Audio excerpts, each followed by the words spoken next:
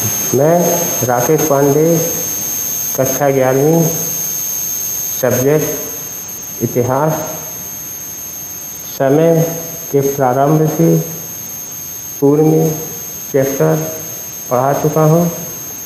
आगे पृथ्वी पर मानव जीवन का प्रारंभ और मानव विकास के बारे में, मानव का विकास कैसे हुआ, प्रारंभ कैसे हुआ, इसके बारे में आपको पढ़ाने जा रहा हूँ। सर्वप्रथम जीवन का प्रारंभ जल में एक कोशी जीव के रूप में हुआ, जिसमें ना तो हड्डी थी और ना ही मांस था। इन्हीं जीवों का धीरे धीरे विकास हुआ और मछली, केकड़े, सांप आदि अनेक प्राणी पृथ्वी पर उत्पन्न हो गए। इन प्राणियों को जीवित रहने के लिए संघर्ष करना पड़ता था। शक्तिशाली तथा बड़े प्राणी छोटे छोटे प्राणियों को खा जाते थे या उन्हें मार डालते थे।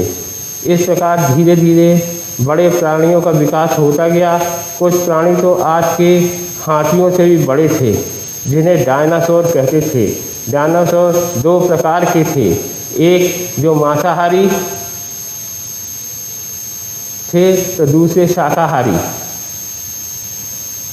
इनके अल्प विकसित मस्तिष्क व बदलती भौगोलिक परिस्थितियों के कारण ये धीरे धीरे विलुप्त हो गए।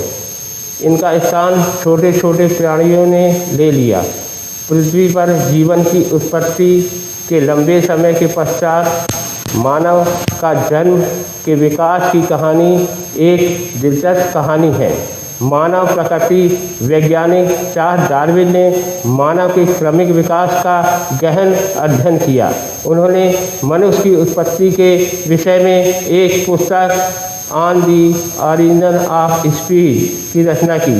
यह एक पुस्तक 24 नवंबर 1859 को प्रकाशित हुई। चार्ल्स डार्विन ने अपनी इस पुस्तक में प्रमाणित किया कि मानव बहुत समय पहले जानवर से ही क्रमिक रूप से विकसित होकर अपनी वर्तमान स्थिति में आया है। मानव के क्रमिक विकास का काल 360 से 240 लाख वर्ष पहले माना जाता है। यह काल जब एशिया तथा अफ्रीका में स्तनधारी प्राणियों की प्राइमेट नामक श्रेणी का उद्भव हुआ। इसके उपरांत लगभग 240 वर्ष पहले प्राइमेट श्रेणी में से एक और उपसमूह उत्पन्न हुआ, ये होमिनाइड नाम से जाना गया। वानर अर्थात इसी उपसमूह में सम्मिलित थे। होमिनाइड के उद्भव के बहुत समय बाद लगभग 56 लाख वर्ष पूर्व होमिनिड प्राणी अस्तित्व में आया, जिसके सबसे प्राचीन जीवाश्म जो ऑस्ट्रेलोपिथेकस प्रजाति के हैं, पूर्व अफ्रीका में पाए गए हैं। होमिनाइड और होमिनिड के मध्य समानताएं विशेषताएं भी विद्यमान थी। होमिनाइड चौपाया थे, जबकि होमिनाइड सीधे खड़े होकर पिछले दो पैरों से चलने में समर्थ थे। होमिनाइड चौपाया थे, जबकि होमिनाइड के मस्तिष्क का आकार होमिनिड की तुलना में छोटा होता था। होमिनिड के हाथ विशेष प्रकार के होते थे, जिनके माध्यम से वे औजार व हथियार बना सकते थे, उनका प्रयोग भी कर सकते थे। होमिनाइड के सबसे प्राचीन जीवाश्म पूर्वी अफ्रीका में पाए गए हैं। होमिनिड को वैज्ञानिक अध्ययन के आधार पर आगे चलकर अनेक शाखाओं में विभाजित किया गया। इन शाखाओं को जीन्स के नाम से जाना गया। इन शाखाओं में ऑस्ट्रेलोपिथेकस और होमो काफ़ी महत्वपूर्ण हैं। इन शाखाओं की कई शाखाओं में ऑस्ट्रेलोपिथेकस और होमो काफ़ी महत्वपूर्ण हैं। इन शाखाओं की कई प्रकारों में बांटा गया है। Number 1, primate. प्राइमेट का अर्थ नर वानर होता है। प्राइमेट के अंतर्गत बंदरों, लंगूरों, वनमानुषों तथा इनके स्तनधारी जीवों को शामिल किया जाता है।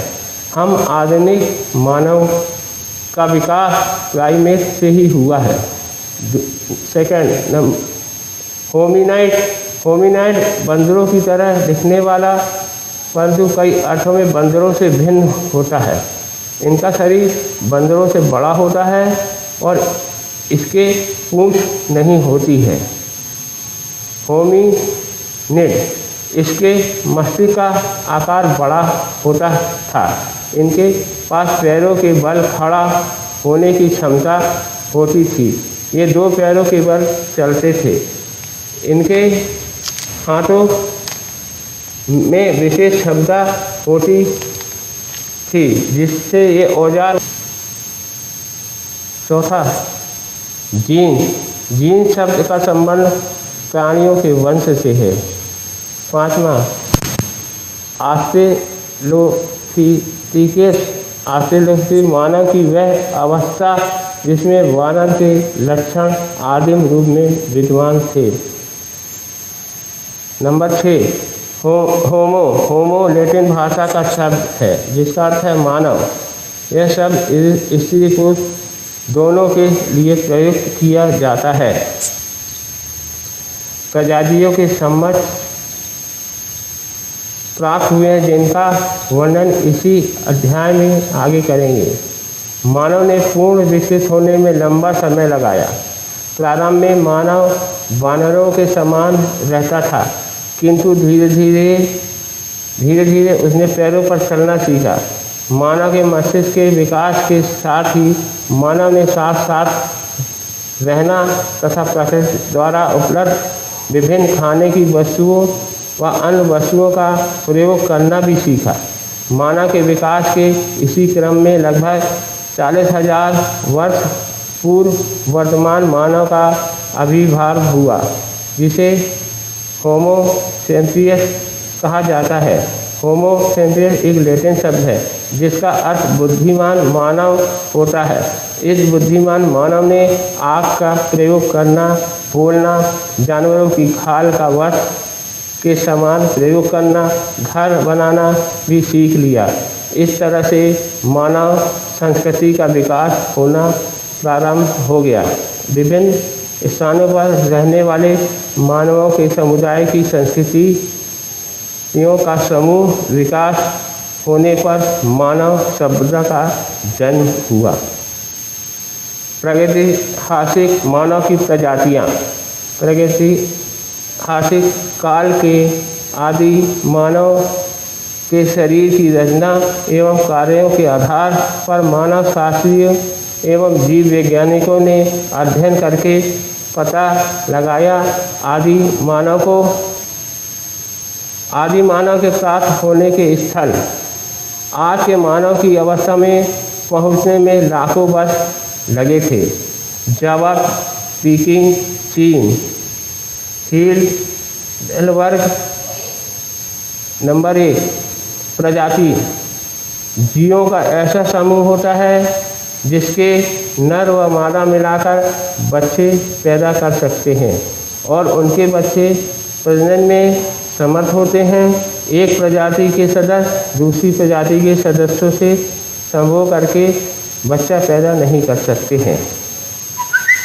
एक Neanderthal Germany, Piltdown England, Cro-Magnon France, Rhodesia Africa तथा विश्व के अनेक भागों में खुदाई में मिले अवशेषों तथा अस्थि पंजरों के प्रागैतिहासिक मानव की प्रमुख जातियों के विषय में जानकारी मिलती है। इन प्रजातियों को वैज्ञानिक द्वारा भिन्न नाम दिए गए हैं। ये सभी लैटिन और यूनानी भाषाओं के शब्द से लिए गए हैं। उदाहरण, ऑस्ट्रेलोपिथेकस नाम लैटिन भाषा के शब्द ऑस्ट्राल अर्थात दक्षिणी और यूनानी भाषा के पिथिकस अर्थात वानर से मिलाकर बना है। इसी प्रकार होमो शब्द लैटिन भाषा का एक शब्द है जिसका अर्थ मानव के प्रागैतिहासिक मानव की विभिन्न प्रजातियां निम्नलिखित हैं। ऑस्ट्रेलोपिथेकस का समय लगभग 56 लाख वर्ष पूर्व माना जाता है। ये पूर्वी अफ्रीका में पाए गए थे। इनमें बानर के अनेक लक्षण मौजूद थे। ये मनुष्य की तरह खड़े हो सकते हैं, लेकिन सीधे खड़े होकर चलने की क्षमता इनमें अधिक नहीं थी। इनके जबड़े भारी होते थे तथा इनके दांत भी बड़े होते थे। इनके हाथों की क्षमता सीमित थी। ये अपना अधिकांश समय पेड़ों पर ही गुजारा करते थे, क्योंकि इनके पेड़ों पर जीवन जीने के लिए आवश्यक अनेक विशेषताएं इस काल में मौजूद थी, जैसे आगे के अंगों का लंबा होना, हाथों और पैरों की हड्डियों का मुड़ा हुआ होना तथा टखने के जोड़ों का घुमावदार होना। आगे चलकर जब औजार बनाने और लंबी दूरी तक पैदल चलने की क्रिया बढ़ी, तब इनमें मानवीय विशिष्टताओं का विकास हुआ। दो पैरों पर खड़े होकर चलने की क्षमता के कारण इनके हाथ तथा अन्य कार्यों के लिए मुक्त हो गए। जैसे जैसे इनके हाथों का इस्तेमाल बढ़ता गया, इनमें दो पैरों पर खड़े होकर चलने व दौड़ने की कुशलता बढ़ती गई। पूर्वी अफ्रीका के लेसोथो व तंजानिया से प्राप्त पश्चिमियों के जीवाश्मागार इथियोपिया से प्राप्त हड्डियों के जीवाश्मों से ज्ञात होता है कि तत्कालीन मानव दो पैरों पर चलने की कुशलता प्राप्त कर चुका था। लगभग 25 लाख वर्ष पूर्व पृथ्वी पर जलवायु तथा वनस्पति संबंधी बड़े बड़े परिवर्तन हुए। ध्रुवीय हिमाच्छादन से पृथ्वी के बड़े बड़े भाग बर्फ से ढक गए, जिससे भूमंडलीय तापमान एवं वर्षा में कमी हो गई। इसके परिणामस्वरूप जंगल कम हो गए और घास के मैदानों का क्षेत्र बढ़ गया। इन जलवायु परिवर्तनों के कारण ऑस्ट्रेलोपिथेकस के प्रारंभिक रूप, जो जंगलों में रहने के आदी थे, धीरे धीरे विलुप्त हो गए। इसके स्थान पर दूसरी प्रजातियों का अस्तित्व प्रकाश में आया, जो सूखी परिस्थितियों में भी आराम से रह सकती थी। इन प्रजातियों में होमो वंश के सबसे पुरातन प्रतिनिधि शामिल थे। नंबर 2, होमो। होमो लैटिन भाषा का एक शब्द है जिसका अर्थ मानव है। होमो के अंतर्गत स्त्री एवं पुरुष दोनों सम्मिलित किए जाते हैं। विशेषताओं के आधार पर अलग अलग नाम देकर वर्गीकृत किया गया है, जिनका वर्णन निम्नलिखित है। होमो हैबिलिस, औजार बनाने वाले मानव। होमो इरेक्टस, सीधे खड़े होकर पैरों के बल चलने वाले मानव। होमो सेपियंस, चिंतनशील या प्रज्ञावान मानव अर्थात आधुनिक मानव। होमो हैबिलिसी प्रजाति के प्राचीनतम जीवाश्म लगभग 22 लाख वर्ष पूर्व के इथियोपिया में, ओमो और तंजानिया में ओल्ड वाइगोर्ज से प्राप्त हुए हैं। होमो इरेक्टस प्रजाति के प्राचीनतम जीवाश्म 18 लाख वर्ष पूर्व के अफ्रीका और एशिया दोनों ही महाद्वीप में प्राप्त हुए।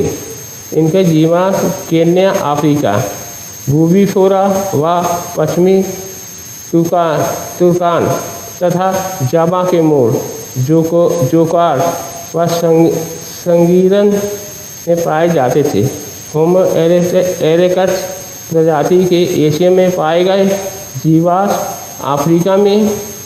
अफ्रीका में पाए गए जीवाश्मों के बाद के हैं। ये माना जाता है कि आदि मानव होमिनिड्स पूर्वी अफ्रीका से चलकर दक्षिणी और उत्तरी अफ्रीका, दक्षिणी और पूर्वोत्तर एशिया और संभवतः 20 से 15 लाख वर्ष यूरोप में भी गए थे। ये प्रजातियां लगभग 10 लाख वर्ष पूर्व विद्वान रही हो। होमो सेपियंस जो कि आधुनिक मानव कहलाता है, चिंतनशील अर्थात प्रज्ञावान प्राणी है। इस प्रजाति के जीवा विश्व के अनेक स्थानों से 195 लाख वर्ष से 35,000 वर्ष पूर्व तक के प्राप्त हुए हैं। तीसरा, आइडल वर्गेसिस और निएंडरथैलेसिस मानव वैज्ञानिकों ने अनेक जीवाश्मों का नामकरण उन स्थानों के नाम पर भी कर दिया जहां सबसे पहले उन विशेष प्रकार के जीवाश्मों की प्राप्ति हुई थी। जैसे जर्मनी के हाइडेलबर्ग से प्राप्त जीवाश्मों को होमो हाइडेलबर्गेसिस कहा गया और जर्मनी की निएंडर घाटी से प्राप्त जीवाश्मों को होमो निएंडरथैलेसिस कहा गया। उपयुक्त दोनों प्रकार के जीवाश्म यूरोप में प्राप्त सबसे पुराने जीवाश्म और दोनों ही होमो सेपियंस प्रजाति के मानव हैं। हाइडेलबर्गेसिस मानव 8 लाख वर्ष पूर्व से 1 लाख वर्ष पूर्व तक जीवित था। यह मानव प्रजाति काफ़ी दूर दूर तक फैली हुई थी। इनके जीवाश्म अफ्रीका, एशिया और यूरोप में मिले। निएंडरथैलेसिस मानव 1,30,000 वर्ष पूर्व से 35,000 पूर्व तक पश्चिम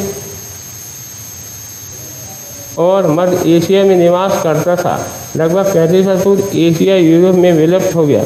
इस प्रजाति के मानव की नाक लंबी व चपटी, जबड़ा विशाल और माथा आगे को झुका हुआ था। इनकी टांगें छोटी व कंधे चौड़े थे।